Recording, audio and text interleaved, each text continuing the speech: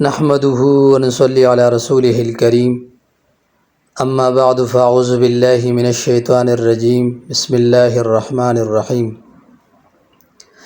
نظر بد سے حفاظت کے لیے، جادو اور جنات سے حفاظت کے لیے آج آپ کو مختصر ترین عمل بتا رہا ہوں۔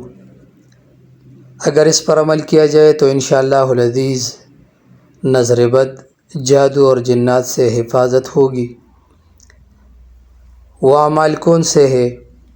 سورۃ الفاتحہ، آیت الکرسی اور معوذتین یعنی قرآن کی آخری 2 سورتیں۔ اس پر اپنے آپ کو دم کرے اور ساتھ ہی پانی پر بھی دم کرے، وہ پانی پیا کرے۔